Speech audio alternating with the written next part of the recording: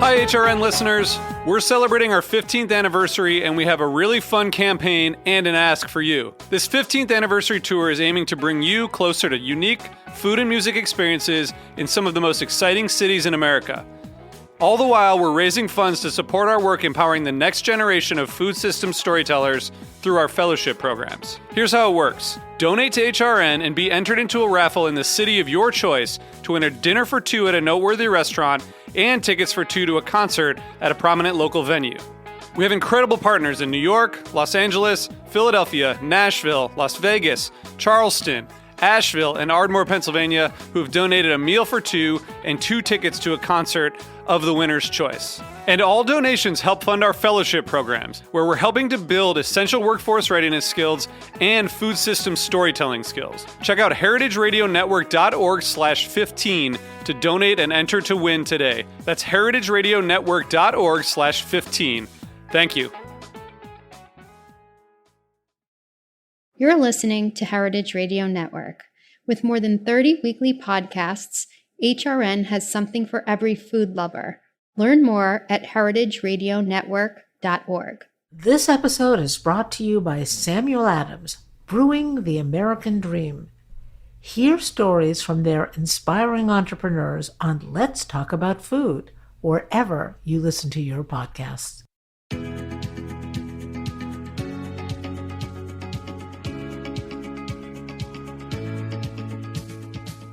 Welcome to Spill and Dish, a new podcast from the Specialty Food Association.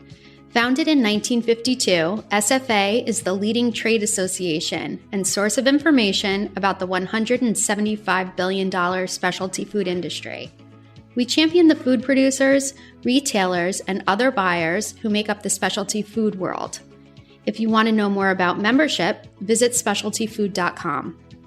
In each episode, we want to share the stories behind the products made and sold by our members who are helping shape the future of food.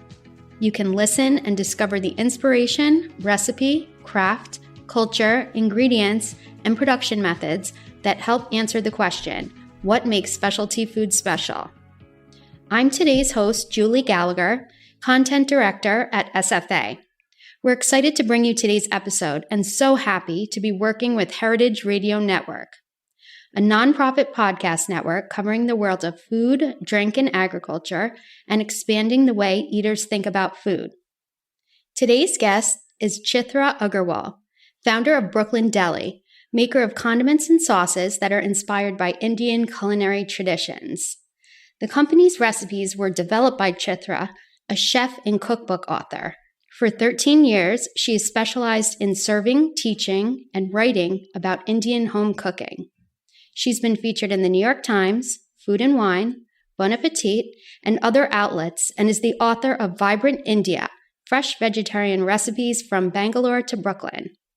Chitra, surprisingly, I've never had the chance to try your products, but I've always been a fan of your branding. The company name is just so clever, and for those listening at home, Delhi is spelled like the Indian city, and many of your condiments and sauces happen to be complementary of traditional deli staples like sandwiches and eggs and soups.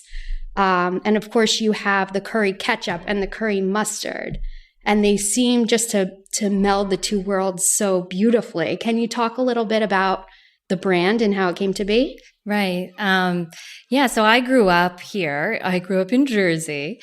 And so I kind of straddled these two worlds where I was eating a lot of traditional Indian food at home, but then eating a lot of pizza and bagels. And so I kind of had an experience I just love food from a really young age and experiencing and just trying new things. And I think that also growing up as South Asian, second gen, it's like I grew up in a town where I was the only Indian American in my class. And so Wow. I didn't feel like, especially when you're in school, you don't feel like you fit in. Right. But I doubly didn't feel like I fit in, kind of.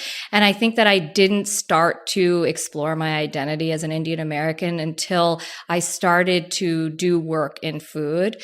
And that came with a blog that I started writing actually in 2009.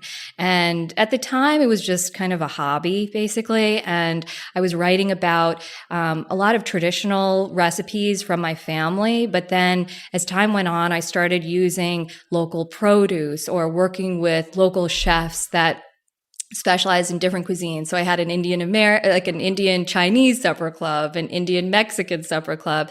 And so slowly but surely, I started to kind of just develop this point of view that was just Indian American, I'd say, or just authentic to me. And after, I guess I had been doing that work, just teaching cooking classes and hosting pop-up dinners and selling food at markets. And that work basically turned into what Brooklyn Deli is. And I guess the name really is, I mean, it's a bridge between cultures. And my dad is from Delhi, and we started the company in Brooklyn. So that's where the Brooklyn Deli comes in. Wow, that's great. And what role does your husband play in the company? Yeah, so my husband is a food packaging designer. So Ben actually has, he has several years of experience, maybe over a decade or 15 years, designing packaging for some very large CPG companies. He did a lot of cereal boxes, Cheerios, Total. He worked on a lot of these large brands, and he loved a lot of the food that I was making and kind of could see what the response was from people that were coming to some of my dinners and events. And, at one point he just said, I would design the branding for you if you want to launch this as a packaged good.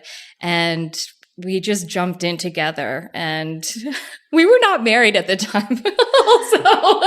so we jumped into a lot of things together. That's amazing. So he just happened to be a package designer? Yes. Yeah. A food packaging designer. And it's wild actually when I think about it. It's, there would be no Brooklyn Deli without me or him. It just was one of those things that it just happened because of the two of us. So you were hosting these supper clubs, and you obviously were already an entrepreneur. What was there a lesson that you wish you would have known before you had jumped into creating this food brand?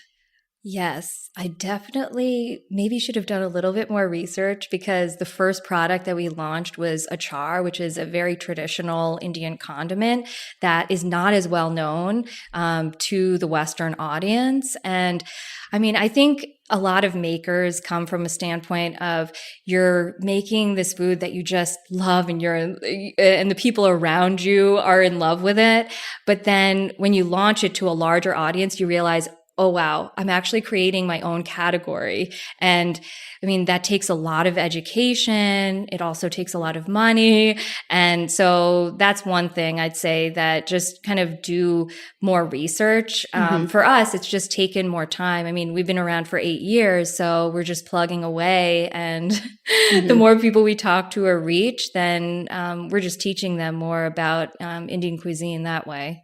And I'm sure you had to teach buyers as well. Right, definitely. And sort of convince them to bring on this whole new category. Right, exactly. And, and they always say, even when you get on the shelf, that's just part of the story. The other piece is getting it off the shelf, a customer buying it. I love that. So it's kind of like we've definitely been trying to just raise awareness about the different types of products that we sell. And now we have 10 products. So, we started with the achars, and then we launched a line of simmer sauces. We have our curry ketchup and curry mustard. So we have a pretty broad mix now, which really goes from very traditional to hybrid. And so, it's also just like, an Indian American identity too. There's just no definition in a way. And we did that on purpose, because it's like identity is so multifaceted, and that's really how our products are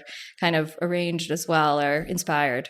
Right. And it seems like the products are approachable, even though they might not be familiar to certain people, they're approachable. So the ketchup and the mustard, Right. you know, Yeah. I know what that is. Let me try this. This sounds interesting, you know? Yeah, exactly. So it's almost like those are the gateways in. Exactly. And then people are like, oh, I like this. Let's go deeper. And then they try the achars. And then, you know, they basically just know that Brooklyn Deli stands for really good stuff, really tasty stuff.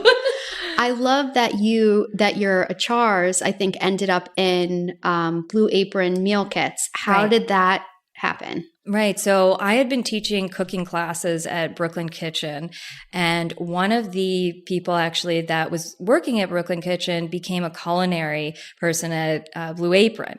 And so we started talking because she knew about the achars, and she felt like there could be an opportunity because Blue Apron customers are always looking to discover something new. And she felt like the achar could be really interesting to work with on a number of different recipes. And so now we sell our tomato achar in 1.5 ounce cups to them. And it's been amazing because, I mean, with we're a smaller brand, right? So it's like, it's very expensive to demo in stores and just, you know, hire PR or marketing. So this is a way for people to try the product and also understand how to use it. And we've won a lot of customers at retail through that method. And over time, I've worked with the culinary team now to develop more products. So I developed the mango chutney that we also have in retail with the culinary team, as well as our korma sauce, which is a plant-based korma simmer sauce. And so all of these products that are in Blue Apron are also in retail. So it kind of ping-pongs back and forth. And I'm sure when you're having conversations with retail buyers, you can say, oh, we're in these Blue Apron meal kits, and these Right. people are going to want to find these products on the shelf. Exactly. I mean, there's no better way to sample our products, and we've reached over 1 million homes that way. Amazing. Yeah, It's like sampling in someone's very own kitchen. exactly. Yeah. Yeah. Cause especially with achar, you know, it's like people they may see it on the shelf and maybe they've read about it, but they don't know how it tastes. And so it helps us so much. Mm-hmm. Tell me about the pandemic and the demand for your products during the pandemic. I think that for us, especially our simmer sauces, people were not going out to eat at restaurants as much. And I think that they were looking for those flavors in the grocery store. So I feel like our simmer sauces gave people a way to have a restaurant quality meal at home. And I think at that point, things really kind of took off because I had actually launched a lot of our simmer sauces. They were newer products for us. And that was also a gateway for people then to say, oh, I want to try the achars. And so we got a lot of pickup on all of the products. But I think that the simmer sauces were kind of like the entry point. Because a lot of people, especially me, I mean, I have 2 young children at home. And during that time, you have limited childcare and you need to get dinner on the table, and all of our simmer sauces are mild so kids can eat them, and my kids love them. So a lot of families were getting into them at the time. But I mean, the flip side also is that the pandemic just, the supply chain collapsed, and the situation is still pretty dire, and we're dealing with the effects. All of the ingredients, all of the inputs, they've all increased in price for us. So we're trying to hang on. Do you import some of your ingredients? We do. So we have Indian spices. For instance, like our Guntur Sanam hot sauce, it's a single origin hot sauce using a South Indian chili pepper. So, everybody is being affected. I mean, from farmers to people like us, the people that are sourcing the ingredients. Mm-hmm. Are you having to pass some of the cost increases on to your customers? Yes, we definitely have had to increase prices as a result. It's just, it was inevitable, basically. We hung out on for as long as we could, but at the end, we had to raise prices. Everybody has had to, unfortunately. Right. Yeah. Can you talk to me a little bit about how you come up with ideas for new products? Well, basically, it's my kitchen. And same way with the achars. I actually had developed the tomato and the garlic before Brooklyn Deli even existed. So I had learned how to pickle or make achar from a lot of my relatives in India, and also my mother and her sisters. And so, but I wanted to kind of create my own achar. And so what I did was I started using a lot of the ingredients I was getting in my farm share. So I started making achar from rhubarb and green gooseberries, heirloom tomatoes at the time, which is a little bit expensive to make a good packaged food out of, and garlic. And that's when, I decided to roast the garlic instead of having raw garlic, which is the traditional type of achar. So I kind of was able to add my own spin on things. And I made them sauces that you could eat kind of all the time, because they have about 75% less sodium than the pickles or the achars that are sold in the Indian market. Wow. So it was not just about the product, but it was also like I was trying to show people that you could have these flavors, but use them every day, like as a sandwich spread or mix into a dip. So that was basically the inspiration for the achars. And then I actually would take my tomato achar and just mix it with ketchup. And that became our curry ketchup, actually. Wow. So, yeah, and then the curry mustard, we had sold the curry ketchup into Whole Foods National, and the buyer at the time, she had asked if we could develop a curry mustard, and so I developed the curry mustard for them so that they could go together. Yeah, and I love mustard, so that was an exciting project for me. I had a lot of mustard going on in my fridge at the time. It was pretty insane. I'd love to see that packaging. I'm just imagining in my mind how nice they probably look together, the ketchup and the mustard. Yeah, we actually just redesigned them. So we're debuting the new packaging here at the show. Oh, I'll have to stop by and check it out. Yeah. And then the simmer sauces also, as I, after I had babies, I was trying to figure out, what could I feed them, but also feed myself. So I developed these simmer sauces, which are all plant-based versions. So a tikka masala, which usually has butter and cream. Mine is made from coconut cream, organic coconut cream. So I developed those products actually when I had just had a baby. And so then I would feed them to my kids, and that's how they came to be. And they're all mild, but they're still super flavorful too. Oh, that's so smart. I love that they're so versatile. Yeah. Let's see. So what would you say is next for your company? Gosh, I mean, I think that one thing is with Brooklyn Deli is, since everything is in-house, where I develop all the recipes and Ben does all the packaging, we can actually develop and bring to market products pretty quickly. And so I'm always developing new products. So we'll definitely have some more sauces. And coming up in this summer, we're launching a spicy mango chutney using single origin Kashmiri chili from Burlap and Barrel. So that's going to be a new one coming out. Delicious. But there's always ideas percolating. So you never know. You got to watch us. Where are your products produced? Do you work with a co-packer? Yeah. So we have 2 co-packers in the Hudson Valley now. I made all the products in the beginning at St. John's Bread and Life, which is a soup pantry in Bed-Stuy. So for the first 4 years, I handmade everything. Then once I had a baby, that's when I was like, I think I need some help. And we got some big orders. That was when Blue Apron and Whole Foods came to be. So at that point, we scaled up. Wow, that's amazing.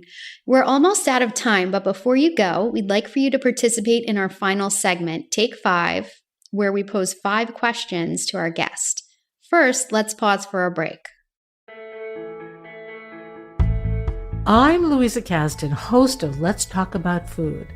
I recently hosted an exciting live podcast event in Boston and interviewed incredible women entrepreneurs who have received small business coaching from the Samuel Adams Brewing the American Dream program.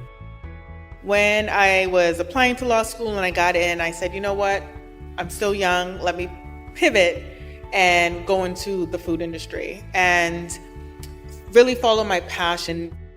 I was kind of scared. It was a new thing to me. It was like, hey, I don't want me in the newspaper. I just want to be in my room in my house.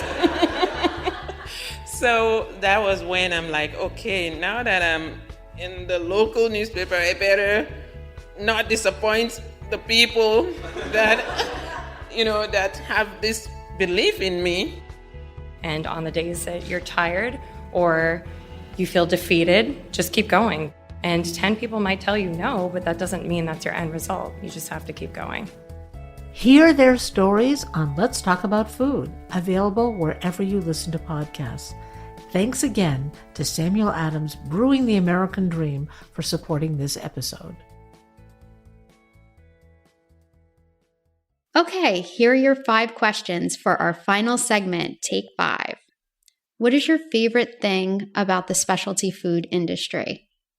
The people, definitely. I feel like just coming back to this show and setting up the booth, I'm seeing so many people I haven't seen since before the pandemic, and it is an amazing feeling to be part of this community. And what do you like most about being a Specialty Food Association member?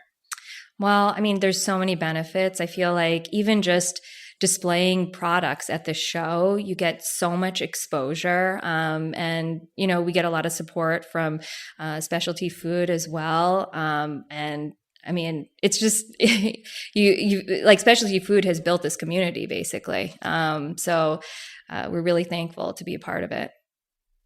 Okay. And if you weren't running a business, what would you be doing? Writing cookbooks, probably. And what's the one piece of advice you'd give a new food business? I'd say that if you have an idea and you have passion, you should jump in right away. But don't quit your day job. I'd say that get all of the kind of foundation going for the business with a safety net. And then once you're ready to launch, just go for it. That's great advice. A big thanks to Chitra Agrawal for joining us today. You can find out more about this show at specialtyfood.com and heritageradionetwork.org. And remember to follow wherever you get your podcasts. Come back often to get to know the people who are shaping the future of food.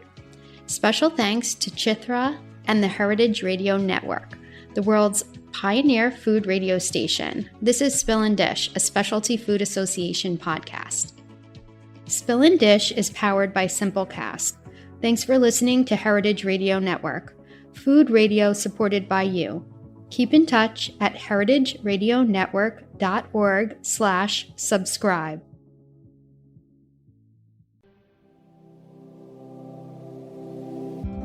Hey there, I'm Lee Ullman here with some big news from the National Young Farmers Coalition. We're partnering with Heritage Radio Network on a special season of The Farm Report. It's all about what's happening with the Farm Bill and how it impacts farmers and eaters. I am growing diversified vegetables on land that's been in our family for 150 years. And so with the pandemic, gentrification, property values going up, we had to sell the land and we lost it. Join us as we uncover the untold stories behind this massive piece of legislation that shapes how we grow our food, what we eat, and so much more. The problems we have had, those are things that come from earlier Farm Bill and USDA policy, right? Like Earl Butts, get big or get out.